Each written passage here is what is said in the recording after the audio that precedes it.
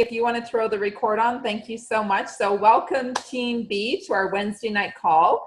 I know you guys are so sick and tired of us leaders training on you, so I am bringing a superstar NMD that you guys have probably never heard of before for our newbies that have never been to conference. But Ali Schneider is a 50 Club NMD in the Shining Star organization, and I got the pleasure to connect with her at the Seattle Summit this past weekend, and I saw her presentation and it resonated with me so much that I'm like, oh my gosh, Ali, how fast can you get on our team call? Because I know if I'm needing this, then you guys need it just as much, because it's all about follow-up. So I'm going to just introduce Ali. She's going to jump right into her short product and business story, and then she's going to take over and do this presentation that she did at the Seattle Summit. And just want to give you a warm welcome, Ali. Thank you so much for sharing your love and knowledge on this call tonight. Yes, thank you. Excited to be here. And so I will share just quickly how I kind of got into all of this. 10 years ago for me, I was personal training, managing a fitness center, teaching all kinds of group fitness classes. And I was eating fanatically well. I thought I was as healthy as I could be, right? I thought I was not, but I thought I was. I also, though, had chronic inflammation. I was a collegiate athlete and a collegiate basketball coach. But I had chronic inflammation, even though I was very physically fit. I still lived on ibuprofen. I rolled out of bed some mornings, my joints hurt so bad. But I didn't ever make the connection between anything that was missing in my diet, because I really did eat, I thought, as good as I could.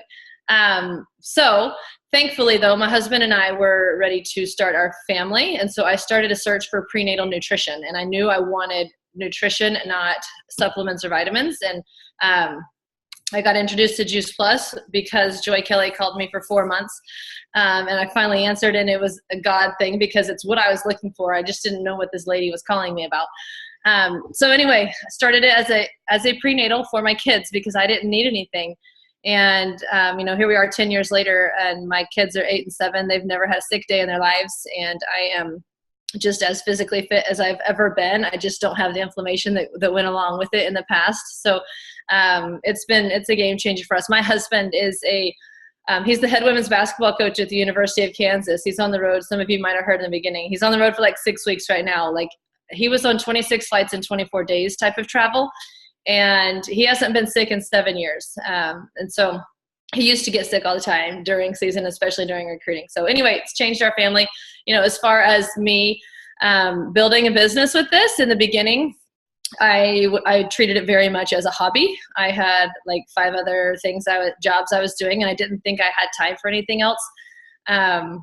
Until, I had to send my baby to daycare, and I hated it. And then my husband got a new job, and we moved to Texas, and I decided I wasn't going to do that anymore, that I had something that could give me everything that I wanted. I just hadn't done anything with it. It was sitting in my lap. I let it sit in my lap for 4 years. And that's my only regret, is that I did let it sit in my lap for 4 years without doing anything with it, because it has changed our lives to the point that I now homeschool my kids because I've fallen in love with the flexibility and the freedom of this business, this opportunity has given us. And, that way we're able to travel with my husband if we need to, or it's just given us so many choices, and one of those choices being the fact that, if my husband wants to retire, he can, and we'll be all right. He's not nearly to that point yet, but just to know that he doesn't have all that weight on his shoulders has been a big driving force for me to build this business. So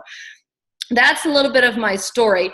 I am going to share my screen with you here, and really show you guys. Okay, can you see this? I'm going to put it big here. Okay. Yep. Okay, so we're going to talk about falling in love with follow-up. And I just want to start by saying that I am a 50 Club National Marketing Director, and I made a lot of mistakes in the beginning. You might have heard Nicole and I talking about some of the mistakes that we both made, but it's okay because we can come back to them. But I want to first, when we're talking about follow-up, I want you to think about your story, okay? those of you who are on this call, did somebody have to follow up with you to get you to either start taking Juice Plus or join their team, or did you get it right away? Because not very many people are a first timer, or not very many people are searching. There are some, but not very many. So I want you to think about who cared enough about you to follow up. How many times did it take them to follow up, and did you get it right away? A lot of you probably know Joy Kelly here on the right. She's my sponsor, and she called me for 4 months. I was a total stranger to her. I didn't know who she was. She got my name at a club industry convention, and she called me and called me and called me. And finally, after 4 months, I just said, I'm going to answer the phone so this lady will stop calling me. I had never talked to her, and she had exactly what I was looking for. So I am so thankful that she did follow up with me. But you know what? The same goes for Mitra following up with Joy. Mitra followed up with Joy for 9 months before Joy actually said yes. So I want you guys to think about, how big Joy's organization is and how many thousands of lives would not have been impacted if Mitra hadn't continued to follow up with Joy, and if Joy hadn't followed up with me. And then the girl in the middle is brand new NMD on my team, AJ Majors, and she is my best friend. We do life together every day, but she definitely didn't tell me yes the first time or the second time or the third time, to joining my team. So I want you to think now about yourself, and I want you to think if you've ever, I know you have, most everybody probably has, even if you're brand new, if you've one and done anybody. So by that, I mean you sent somebody one message and they didn't respond, and that was the end of the conversation. You just let it drop, right? How many of you done that? I think we all have. If you don't remember it, then you just don't remember it. I bet you have, and you'll find those messages one day. So I want to talk real quickly here about the numbers. I have heard different things. I've heard it takes an average of 6, 7, 8 times in anything for people to take a look at what you've got, for people to get it. I don't know what the true number is, but I know it's more than 1. The average is well over 1. And it's just about, it's an ongoing process, what we do. Follow up, social marketing has to be an ongoing process. We are always reaching back. We're always, coming back to those people. We have to make sure that if they're hearing it from us on the first time, they're also hearing it from us on that 6th, 7th, and 8th time when they're ready for it. And I'm going to share a story, about that in a little bit. But I just want you to understand. And if you're brand new, especially, don't get discouraged if you're reaching out to people and they're not responding. I'm going to give you some verbiage here to use to follow up with them. But I don't want you to get discouraged, because very few people get it on the first or second time. It takes 6, 7, 8 exposures for people to understand it. And an exposure might be they saw your social media post, or it might be you sent them a message, you invited them to an event. So there's lots of different ways to have exposures, but understanding that it takes more than one. So I want to talk about all of us who have one and done anybody. Why do we do that? And I asked, people before I started putting this together, and these are some of a lot of the answers that I got. If you send somebody a message, they don't respond, and you leave it at that. You don't respond back. Why is that? And these are the reasons I think a lot of people do that. Number one, you don't want people to think that you're being pushy, right? And we're going to talk about that, how to be professional and not pushy. So number 2, you don't want people to think that you're just trying to sell them something. Number 3, maybe you think they aren't interested, and that's crazy, because we have fruits and vegetables in a capsule. So they are interested. They just don't know it yet, maybe. Or maybe you even got your feelings hurt. Maybe throw a little pity party for yourself. If somebody didn't message you back, you feel like, oh, now you've ruined your friendship because you sent a message and now they're not responding to you. I don't want you to feel any of those things, okay? Because what I want you to understand here, this big shift, is if you drop it, so you send somebody one message and you leave it after they don't respond, what does that really show? What message that really sends is that probably they think, they're going through everybody in their contacts list and they're just seeing who will respond to them, right? It's the message that we don't really care. If we send somebody one message and that's it, and we leave it at that, it shows that we don't really care. Okay. So I want you to understand that, and try to make this shift if you are a one and doneer, and why you shouldn't be. It's not being pushy. They're not going to think you're just trying to sell them something. It's showing that you care. Okay. And we're not going to get our feelings hurt. So how to go from thinking that you're being pushy to understanding that it's part of what we do, and it's actually being a professional. So I'm going to give you guys 3 scenarios of real verbiage, real things in my business. And I'll share the verbiage with you here. But so you ask somebody if they'll watch a video, okay, or you introduce the product, you introduce the business to them, whatever it was, and they didn't respond, right? I can't see all of you, but raise your hand if that's happened to you.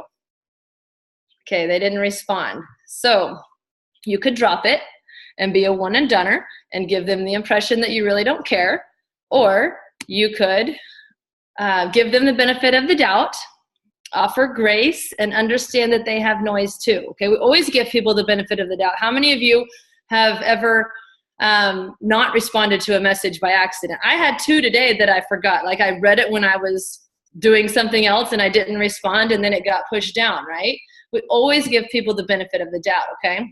And understanding that they have noise. And by the noise, I mean what's going on in their life, right? I don't necessarily mean it has to be loud all the time, but distractions. Okay, we all have it. I'm going to share quickly a few of mine. This is my everyday noise, and then there's a lot of small things that come in as well. But I have a husband. If anybody has a spouse, then they create a lot of noise. And my husband isn't around necessarily enough to create noise, but what he does, because he coaches college basketball, brings a lot of noise into our life. Like 15 college girls over here all the time, and recruiting events and booster events, just lots of stuff that we have to go to. It's just noise, okay? It's awesome and we love it, but it's noise. And then I am also a homeschooling mom. So there's like a third of the curriculum that we got in a couple weeks ago that somebody has to find the time to go through. And then I have 2 crazy boys. Now this is real noise. Cash and Cole are 8 and 7, and they do definitely produce a lot of actual noise, but also a lot of distractions and events and activities and all of that. And then we've got 2 dogs and a gecko and a snake. And then I coach and run a youth basketball program. And then I've got my awesome badass team that also brings a lot of noise to my life. No, noise is not bad. These are all great things, but I have a lot of it. And this is just my daily things. You guys do too. And every person you reach out to does too. Okay, everybody has noise, and it's going to look different for every person, but you have to understand that we've all got it going on, and we're just going to offer people grace and understand that they have stuff going on. So then we're going to reach back, okay? Now we understand, they had a lot of noise. She probably just missed that message. She read it when she was going to the bathroom and never responded.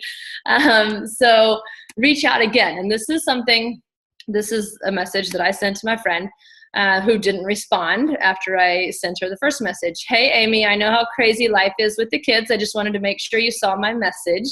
I've been thinking about you ever since having the conversation about Charlie's allergies and would love to share this with you. Can we connect on Tuesday after baseball practice? Okay. So just offer them grace. Understand, I know how crazy life is, right? Just want to make sure they saw your message, okay? You know what? She didn't respond after that. So now she's not responded to me twice. So I could, in the past, I may have dropped it because of feeling like I don't want to be pushy.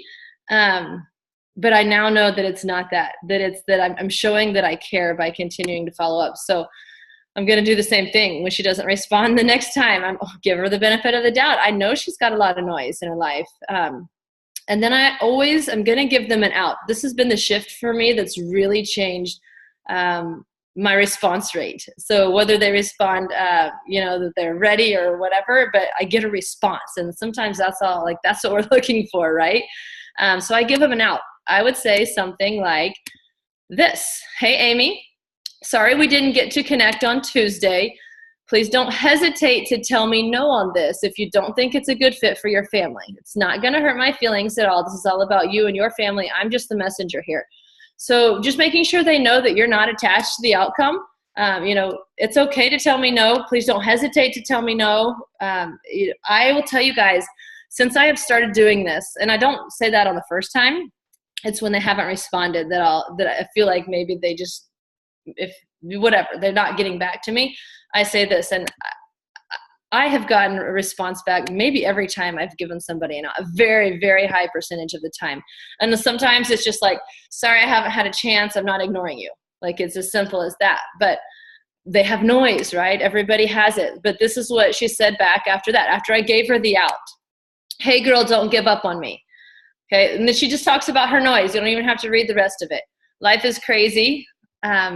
I know that. She has noise. But the first, thing she said is, hey, girl, don't give up on me. Do you know what? In the past, I might have won and done this girl when I sent her a message and she didn't respond, and I might have dropped it. And she's asking me to not give up on her because she appreciates that I'm following up with her and I'm showing that I actually care, and if I hadn't sent that second message after no response and then sent that third message after no response, I wouldn't have known that she really, that she's a customer now, and we're helping her kids with their allergies, and it's awesome. And I never would have been able to do that if I would have one and done her because I didn't care enough to reach back. And I hate that I used to be like that, and I'm so shifting that in my mindset right now. I care enough now to reach out again. Okay. Second scenario. If you've had conversations with people and they actually said they wanted to get started and then they stopped responding. Okay. It's crazy to me that this happens too. But same thing, Okay, I actually had a girl on a Zoom call that, she had to go to basketball practice, but she was like, send me the link, I'm signing up tonight. And I sent her the link with a little message and no response. Okay, so I could have in the past possibly started making up stories in my head like, she talked to her husband and he won't let her get it, or, now, she's not interested anymore, whatever. Don't do that. Okay, don't make up stories. Understand that she had a lot of noise going on and you follow up professionally. So I'm going to reach out again. And this is what I say. Hey, Sarah, I'm just checking back in with you. And I do use this a lot. I'm really good at what I do. And part of that's being good at follow-up to make sure I haven't forgotten about our conversation. So let people know that you are being a professional. Like, you're following up. You're being a professional. I'm really good at what I do, and I'm going to follow up with you. So I just said I'm going to continue to follow up until we can connect again. So it's okay to let people know that you're being professional at this. You're kind of making that shift. And you know what? She didn't respond after that one as well. And this is the girl who told me, send me the link, I'm signing up tonight. So I've now sent her 2 messages and she didn't respond. But I'm still not making up stories. I understand that she has a lot of noise because she does. She's a coach and she's got 3 kids and her husband's a superintendent, and it's just noise. So I give her the out, right? Hey, friend, you're totally ghosting me. It's absolutely cool. If now isn't the time for you to get started with Juice Plus, seriously, don't worry about telling me if it's not for you. However, I know how ready you said you were to make these changes with your family, so I'm just trying to be a good friend and follow up. Let me know what you're thinking. Absolutely give them the out. It's okay if now is not the time. I just want to know what you're thinking. So here's her response that I'm not going to read. It's really long, but just read the first sentence. You are a good friend and I suck. Okay? And then she's just talking about the noise in her life after that. But guys, if I would have one and done her, again, it would have been dropped because she's too busy to reach back out to me. Yet she's interested. She's asking me to continue to follow up with her. Now that she's ghosted me 3 or 4 messages in a row, she wants me to follow up with her, but she's just really busy and it's taken a lot of time for us to connect. Okay. She's good now, but it took a while. So the third one, and I have a love-hate relationship with this because I'm telling you guys, give them an out, right? Tell me no. Don't hesitate to tell me no if it's not for you. So what happens if they do tell you no? A part of me wants to say I love it because they let their guard down. It's what you do after that that's going to make the impact, okay? So awesome. If they said no, hey, you got them to respond. That's what we're going for, right? We want to start and continue the conversation. It can't be a one-way conversation. So we have to get them to respond, which we did. And then in your own mind, you understand that no never means no. No means not right now. And think about your own story and everybody in your upline and your sideline and your downline and how many of them said no, right? Joy Kelly said no. I said no to the business. AJ said no to the business. I mean, how many people in your organization right here actually said no the first time? So you have to remember that, and then how you respond. When they say no, how you respond is going to be the key to building a relationship and helping them get started in the future, because it's your chance to actually show them that you do care, that you weren't caught up in the outcome. Like you said, don't hesitate to tell me no. It's all about you. So now they tell you no.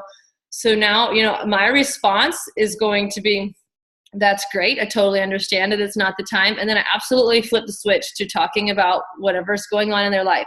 Tell me more about your kids, whatever they do. Tell me more about that project you've been working on. And then I just have a conversation with them, and I continue to ask questions. Like, just continue, no juice plus whatsoever. What happens though is when you're having conversations with people, if it's on Facebook especially, now they actually are also going to be seeing more of what you're posting. So they might be more intrigued by that. They know that you actually care. You just want to talk about life. It's not, you're not mad at them because they told you no. And then they will come back. Like, I've had so many people on their own time, okay, tell me more about that Juice Plus stuff now, whenever they think they're ready. But if you just drop it, if you let them tell you no and then you never talk to them again, then they're not going to come back to you whenever they are ready. They'll probably go find somebody else. So understand how you follow up with them, or how you react to their no is really important. So this shift, to falling in love with follow-up in our mind, it's a mindset thing, you guys. And we have to change our mindset from thinking that we're being pushy by following up to understanding that we are being professionals. This is what we do. We're acting professional. If we want people to take us seriously, then we have to be professionals at it. And so it's going that shift from thinking you're being pushy to understanding that you're being professional. The shift from thinking that you're bothering people to understanding that you're showing that you care. What bothers people is when you one and done them, because that shows that you don't care about them. That shows you're just trying to get somebody to respond. Okay, that bothers people. It doesn't bother people when they know that you care about them and you're just looking out for their best. So continuing to follow up shows that you care. And then this shift going from, what others think of you, or worrying about what others think of you, to understanding that you're really just talking about what's in it for them. Okay, you want to figure out what's in it for them. You're not worried. You're more worried about that than you are what they think of you. And when you can turn it back on that person, it's not about you, it's about them. Then you're going to have this different relationship with how you feel about following up with people. So for me, I'll tell you, there's these two resources. And if you guys get on RepRap, I know you've heard Mitra, and I'm sure these guys talk about them all the time. But Get Over Your Damn Self was great for me with verbiage, and I listen to it when I run, and I listen to the chapter on follow up. I listened to it probably 2 weeks in a row, just getting that in my mindset. And then I use TeamZ, and that's changed my life as far as keeping track of my follow ups, is where that's came in. So I would tell you guys, the whole idea, you just have to shift your mindset. You have to change the way you approach follow-up and not be scared of it, or not feel intimidated by it, or feel, like you're being pushy, but understand it's maybe the best part, the most valuable part of what we do, I think. And then always remembering your own story. Anytime somebody doesn't respond to you, or if somebody tells you no, remember your story. Remember how many times it took you to get it, or your friends. And, if I can always think about that and not get frustrated with people if they don't get back to you right away. And then remember the average number of exposures it takes. So whether it's 6, 7, 8, I don't know. But just know it's not one. Okay. It's not one. And then knowing that follow-up is truly the key to building relationships, right? We're in a relationship building business. That's what we're doing. If we are one and doneing people, or, we have, a couple conversations here and then we just leave it, then we're not building those relationships. We're not gaining their trust. People are going to join your team, and people are going to, start taking Juice Plus because of you and your energy and your relationships more than they are because of what it is. So, always remember that. And I want to share a couple. I'm going to stop sharing my screen here because I want to share a couple of stories with you. But I don't know if any of you know Heather Wonke. You might not, because and I think most of you are Canadian. I don't know, not all of you. Anyway, she's a 32 club QNMD in Tennessee, and she's a friend of mine. And she is, for 7 years, she had different people introducing Juice Plus to her from the first time she got introduced to it to when she got on board. But she had a whole bunch of people like one and doneing her, just expose, give her an exposure here, invite her to an event or whatever, and never follow up. So she ended up signing up. She went to an event on her own one night and signed up with a complete stranger. The lady who was doing the talk that night, she signed up under her. She's now a 32 club QNMD under somebody else, because nobody in her life before that had cared enough about her to follow up with her. So you don't want to be that person. Okay. We want to make sure that we are the exposure when they're ready. Understanding that their first, second, or third exposure, they might not be ready. So we keep following up with them, because you want to be the exposure that happens when it is their time. If it's 6, 7, 8, 9, or 10, just make sure that you're the one that's still following up with them, that they know that you care about them, enough to do that. And, I would say, the same goes for whether it's somebody who followed up with you, or then you following up with somebody else. And you guys probably have stories within here. One of my really good friends in this business is Jamie Kinsey, and she talks all the time about following up with Casey Schloss. So Jamie's a 100 club NMD, Casey's a 50 club NMD, but Jamie had to follow up with Casey so many times before she actually was ready to do this. And, Jamie's like, what if I wouldn't have? What if I would have just, she told me no the first 5 times. And what if I had just dropped it? Then, where would my business be today without Casey's business? So I just like, that's what I have for you guys. And I'm telling you this, I have been in this for a while now. And it's been a shift for me over the last year, honestly, because I used to be the master messenger. Truly, I was. Like, I'm a very limited time sometimes. I could sit down in 10 minutes and send out a whole bunch of messages, but I would send out a whole bunch of messages and forget who I messaged. And then I would be a one and doneer. And then I would basically, that just showed people that I didn't really care about them. I was just sending out a bunch of messages. And that's not who I want to come across as. I want to be the person who cares enough about them to follow up. So it has been a shift for me. But I'm telling you, like, it has been so fulfilling. And the responses I get from people, like, thanking me for sticking with them, not giving up on them, continuing to follow up with them. And it's a relationship building. And that's what we're in this for, is to help people. And we can't help them if we don't care enough about them to follow up. So that's what I've got for you guys. I hope it's helpful. You have any questions? That is amazing, Allie. Oh my gosh. It just so inspired me. I know there's a lot of people that are commenting on this. And, when I was down at the Seattle Summit, Sarah Beardmore reminded me, she said, you were such, you were so on follow-up. She goes, don't you remember? And I don't remember, but Sarah remembered. I had shared with Sarah at a family event. I just had met her, and I shared information. I did follow up with her. And within the week of following up with her, she got so excited about the product that she just went on the generic website and ordered product from the corporate office. So when I called her, she's like, oh yeah, I got my product. And I'm like, well, where did you get it from? She goes, well, on the website. And so she goes, imagine, Nicole, if you never followed up with me. Imagine they would have given that lead to somebody in Arizona, and I would never be a 24 club on your team. But she goes, that was the beauty of you on me, every week. Hey, did you get the information? Did you? And back then, 13 years ago, it was picking up the phone and actually having a conversation. And then I think of Melissa Hyde, my 50 club. I bugged her for an entire year to come to an event, and just happened to, she picked up the phone at the right time. It took an entire year to get Melissa out to an event. Right? So there's 2 people just right there, 2 of my strong leads. Jen Brennan, 5 years. Melissa Hyde, bugged her for 5 years, guys. So Allie's talk comes at such a perfect time, because I think we have so many new people on our team. And this is going to be like a man mandatory training for anybody that comes in, because I really believe that most of us or all of us fall in the one and doneer, and I am so guilty of it. And I've proved myself in the last 2 days going back and apologizing. I'm getting such a response, and I've got new shredders starting up next week because I followed up with people because I care versus doing the one and doneer and putting a story in my head. So thank you, Ellie, so much. I know 10 o'clock. I also know it's your anniversary, so I don't want to take up any more of your time. The only thing I would love is to get some of those verbiage slides from you. Yeah, I can send that to you.